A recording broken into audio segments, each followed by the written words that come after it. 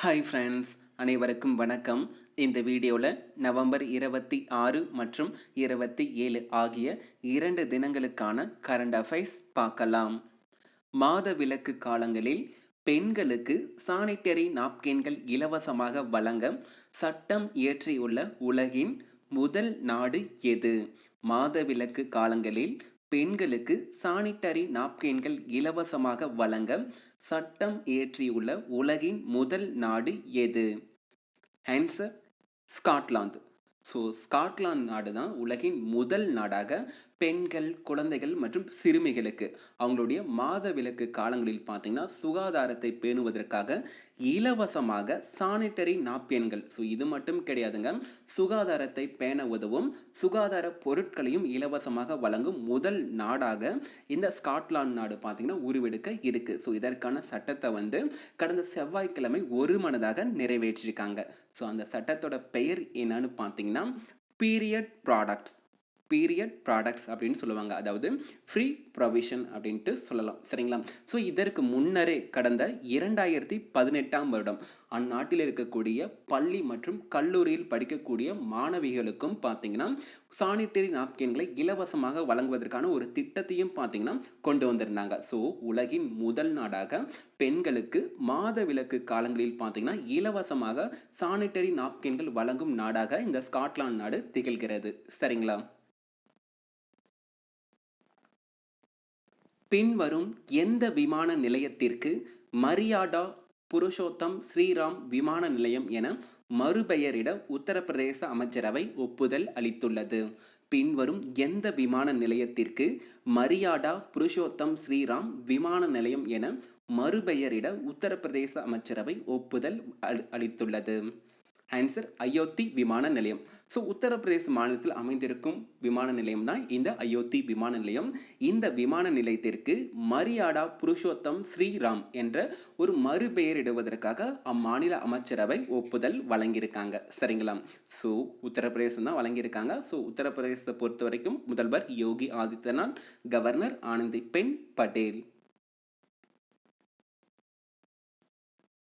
கீழ்கண்ட எந்த வைரஸால் 100 வினாடிகளுக்கு ஒரு சிறுவர் பாதிக்கப்படுவதாக யூனிசெஃப் அமைப்பு தெரிவித்துள்ளது? கீழ்கண்ட எந்த வைரஸால் 100 வினாடிகளுக்கு ஒரு சிறுவர் பாதிக்கப்படுவதாக யூனிசெஃப் அமைப்பு தெரிவித்துள்ளது? ஆன்சர் HIV, அதாவது எய்ட்ஸ் நோயை உண்டாக்கக்கூடிய HIV வைரஸ். இதோட விரிவாக்கம் என்னன்னா ஹியூமன் இம்யூனோ டிஃபிஷியன்சி வைரஸ் அப்படின்ட்டு நம்ம ஆங்கிலத்தில் சொல்லுவோம். இந்த வைரஸுக்கு தான் பார்த்தீங்கன்னா 100 வினாடிகளுக்கு ஒரு சிறுவர் பாதிக்கப்படுறாங்க அப்படின்ட்டு யூனிசெஃப் அமைப்பு அண்மையில் தெரிவிச்சிருக்காங்க. கடந்த வருடம் மட்டும் 2019 உலகம் முழுவதும் 3.2 லட்சம் குழந்தைகள் மற்றும் சிறுவர்கள் பாதிக்கப்பட்டிருக்காங்க இந்த HIV வைரஸால். இந்த 3.2 லட்சம் பேர்களை கிட்டத்தட்ட 1.1 லட்சம் குழந்தைகள் மற்றும் சிறுவர்கள் உயிரிழந்திருக்காங்க. இந்த அறிவிப்பின் படியில தான் இந்த HIV வைரஸில் 100 வினாடிகளுக்கு ஒரு சிறுவர் பாதிக்கப்படுறாங்க அப்படிங்கிற மாதிரி அறிவிப்பு கொடுத்திருக்காங்க. சரிங்களா? சர்வதேச கிரிக்கெட் கவுன்சிலின் தலைவராக தேர்ந்தெடுக்கப்பட்டுள்ளவர் யார்? சர்வதேச கிரிக்கெட் கவுன்சிலின் தலைவராக தேர்ந்தெடுக்கப்பட்டுள்ளவர் யார்? Answer Greg Barclay. Greg Barclay தான் ICCன்னு சொல்லக்கூடிய இன்டர்நேஷனல் கிரிக்கெட் கவுன்சில் இந்த அமைப்பின் தலைவராக தற்சமயம் தேர்ந்தெடுக்கப்பட்டிருக்காரு. இவருக்கு முன்னர் பார்த்தீங்கன்னா நம்முடைய இந்தியாவை சேர்ந்த சுஷாங் மனோகர் இருந்தார். இவருடைய பதவி முடிவடைந்ததன் காரணமாக இந்த கிரேக் பார்க்லே தேர்ந்தெடுக்கப்பட்டிருக்காரு. சரிங்களா? இந்த கிரேக் பார்க்லே இதற்கு முன்னர் நியூசிலாந்து நாட்டின் கிரிக்கெட் வாரியத்தின் இயக்குனராக இருந்திருக்காரு. சரிங்களா? இந்த தேர்வுல பார்த்தீங்கன்னா இம்ரான் கவாச்சா இவரும் போட்டி போட்டாரு. இருந்த போதிலும் இந்த கிரேக் பார்க்லே தான் தேர்வு செய்யப்பட்டிருக்காரு. இது சர்வதேச அளவில் இருக்கக்கூடிய ICC அப்படின்னு சொல்லுவோம். நம்ம இந்தியாவில் இருக்கக்கூடிய PCCI, அதாவது board of control for cricket in India. இதோட தலைவராக யார் இருக்காங்கன்னா சௌரவ் கங்குலி இருக்காரு. சரிங்களா?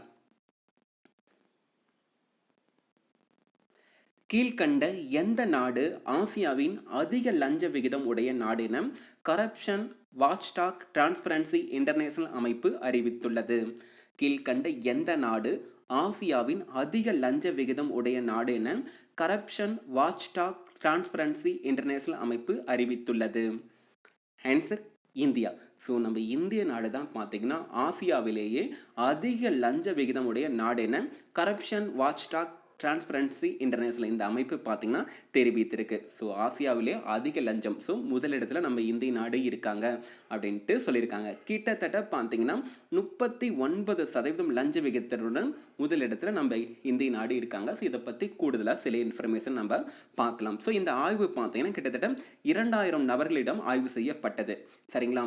ஸோ இதில் நம்ம இந்தியாவில் மட்டும் கிட்டத்தட்ட லஞ்சம் கொடுப்பாங்க இல்லைங்களா? ஸோ அந்த நபர்களில் 50% நபர்கள் என்ன சொல்லியிருக்காங்கன்னா லஞ்சம் தருமாறு தங்களை வற்புறுத்தப்பட்டது அப்படின்ற விதமாக சொல்கிறாங்க. ஸோ நீ லஞ்சம் தந்தே தான் ஆகணும் அப்படிங்கிற மாதிரி சொல்லியிருக்காங்களாம். சரிங்களா? ஸோ அதில் 37% லஞ்சம் கொடுத்தா தான் அவங்களுக்கான சேவை கிடைக்கும் அப்படிங்கிற மாதிரி 37% மக்கள் வந்து கொடுத்துருக்காங்க. ஸோ இந்த அடிப்படையில் தான் நம்ம இந்திய நாடு 39% முதலிடத்தில் பிடிச்சிருக்காங்க. சரிங்களா? ஸோ அடுத்த இடங்களில் பார்த்தீங்கன்னா 37% பெற்று கம்போடியா 2ஆம் இடத்தை பிடிச்சிருக்காங்க. 30% பெற்று இந்தோனேசியா 3ஆம் இடத்தை பிடிச்சிருக்காங்க. சரிங்களா? ஸோ நம்ம இந்திய நாடு முதலிடத்தில் பிடிச்சிருக்காங்க. ஸோ இது ரொம்பவே வருத்தம் அளிக்கக்கூடிய ஒரு செய்தி தான். ஸோ இந்த செய்தியை நம்ம பார்க்கும் பொழுது கடைசி இடங்களில் பார்த்தீங்கன்னா மாலத்தீவு மற்றும் ஜப்பான் கிட்டத்தட்ட ஒட்டுமொத்த லஞ்ச விகிதத்தில் 2% தான் இந்த நாடுகள் உடையது அப்படிங்கிற விதமாக சொல்லியிருக்காங்க. ஸோ நம்ம அண்மையில் கூட பார்த்துருப்போம், ஒரு ட்ரேஸ்ன்னு சொல்லக்கூடிய ஒரு சர்வதேச நிறுவனம் என்ன பண்ணியிருந்தாங்கன்னா இந்த வருடம் 2020ஆம் ஆண்டிற்கான சர்வதேச லஞ்ச குறியீடு கொடுத்துருந்தாங்க இல்லையா? ஸோ அதில் நம்ம இந்திய நாடு எத்தனாவது இடத்தை பிடிச்சிருந்தாங்கன்னு பார்த்தீங்கன்னா 77வது இடத்தை பிடிச்சிருந்தாங்க. சரிங்களா?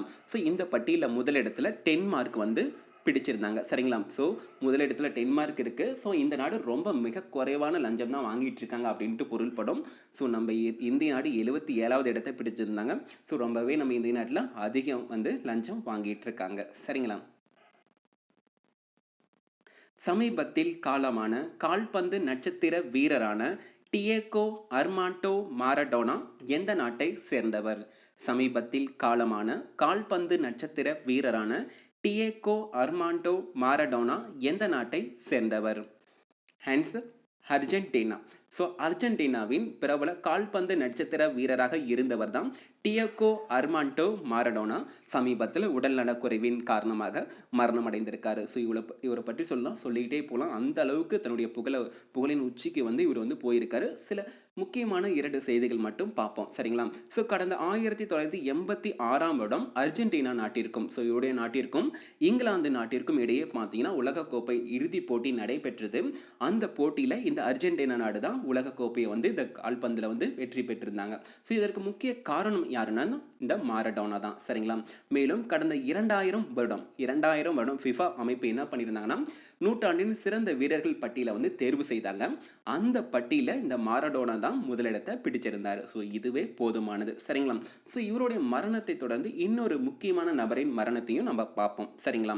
டிசிஎஸ்ன்னு சொல்லக்கூடிய டாடா கன்சல்டன்சி நிறுவனத்தின் நிறுவனராகவும் முதல் தலைமை அதிகாரியுமாக இருந்தவரான பகீர் சந்த் கோலி சமீபத்தில் உடல்நலக்குறைவின் காரணமாக மரணம் அடைந்திருக்காரு. ஸோ இவர் பார்த்தீங்கன்னா தொழில்நுட்பத்துறையில் ரொம்பவே பிரபலமானவர் அப்படின்ட்டு சொல்லலாம். அதாவது நம்முடைய இந்திய தகவல் தொழில்நுட்பத்துறையின் தந்தையாக அறியப்பட்டவர் அப்படின்ட்டு சொல்லலாம். சரிங்களா? இந்திய தகவல் தொழில்நுட்பத்துறையின் தந்தையாக யார் அறியப்பட்டவர்? டிசிஎஸ் நிறுவனத்தின் தலைவராக இருந்த பகீர் சந்த் கோலி. சரிங்களா? ஸோ இவரை பார்த்தீங்கன்னா கடந்த 1924ஆம் வருடம் பெஷாவர் நகரில் பிறந்தவர். இந்த நகர் தற்சமயம் பாகிஸ்தானில் இருக்கு. சரிங்களா? ஸோ நம்ம இந்தியாவில் இருக்கக்கூடிய கடற்படையில் கூட இவர் வந்து பணிபுரிஞ்சிருக்காரு. சரிங்களா?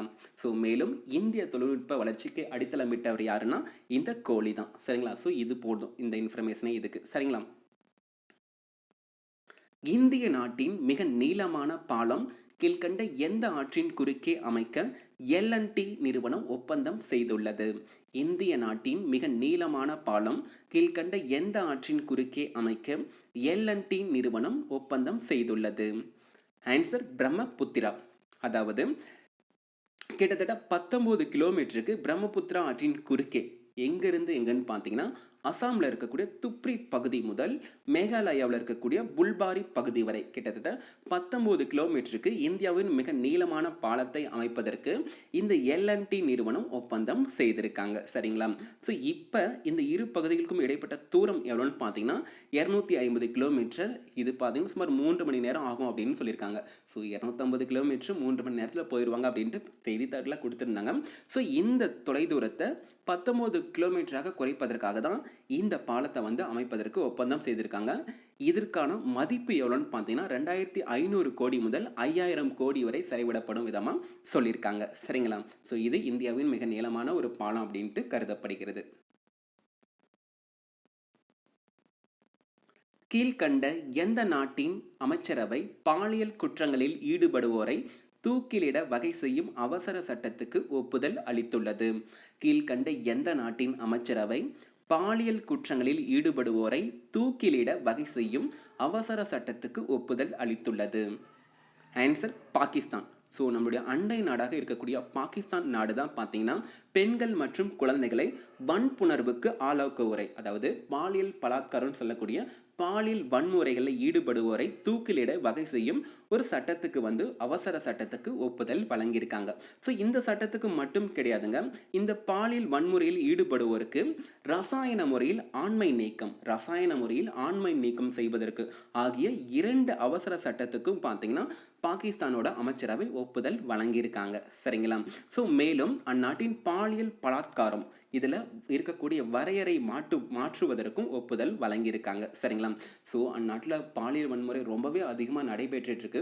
ஸோ அதை குறைப்பதற்கு தான் பார்த்தீங்கன்னா அதில் ஈடுபடுவோரை தூக்கிலிடுவதற்கான ஒரு வகை செய்யும் அவசர சட்டத்துக்கு ஒப்புதல் வழங்கியிருக்காங்க. சரிங்களா?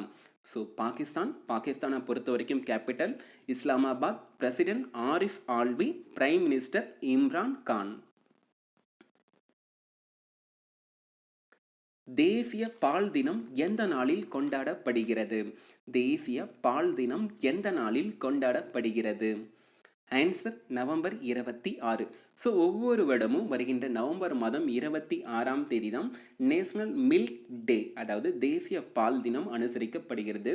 ஸோ இந்திய அளவில் இருக்கக்கூடிய பாலின் முக்கியத்துவத்தை உணரும் வகையில் தான் இந்த தினம் அனுசரிக்கப்படுகிறது. ஏன் நவம்பர் 26ஆம் தேதி எடுத்திருக்காங்கன்னா இந்தியாவின் வெள்ளை புரட்சியின் தந்தையாக இருந்த டாக்டர் வெர்கீஸ் குரியன் இவருடைய பிறந்த தினத்தை அதாவது இவரையும் அனுசரிக்கும் விதமாக தான் கடந்த 2014ஆம் வருடம் முதல் நவம்பர் 26ஆம் தேதி இந்திய அளவில் பால் தினம் அனுசரிக்கப்படுகிறது. சரிங்களா?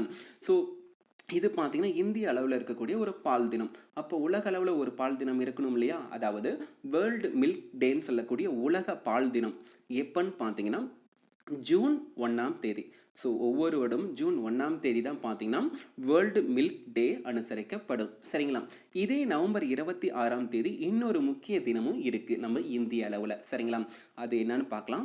நவம்பர் 26ஆம் தேதி நம்ம இந்தியாவில் இந்திய அரசியலமைப்பு தினம் அல்லது சம்விதன் திவாஸ், இந்திய அரசியலமைப்பு தினம் அல்லது சம்விதன் திவாஸ் தினமும் அனுசரிக்கப்படும்.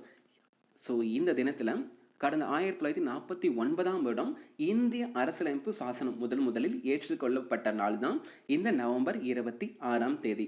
ஸோ இந்த தினம் இது மட்டும் கிடையாதுங்க, இந்த தினத்திலேருந்து இது ஏற்றுக்கொள்ளப்பட்டதுலேருந்து அடுத்த வருடம் 1950 ஜனவரி 26ஆம் தேதி 1950 ஜனவரி 26ஆம் தேதி பார்த்தீங்கன்னா இந்த அரசியலமைப்பு பார்த்தீங்கன்னா நடைமுறைக்கு வந்த தினமும் பார்த்தீங்கன்னா அன்று தான். சரிங்களா? ஸோ இது ரொம்பவே முக்கியமானது, பார்த்துக்கோங்க. சரிங்களா? ஸோ இந்த இன்னைக்கான ஷார்ட் நியூஸ் பார்க்கலாம். லக்ஷ்மி விலாஸ் பேங்க். ஸோ இந்த லக்ஷ்மி விலாஸ் பேங்கை பற்றி நம்ம அண்மையில் பார்த்துருப்போம்.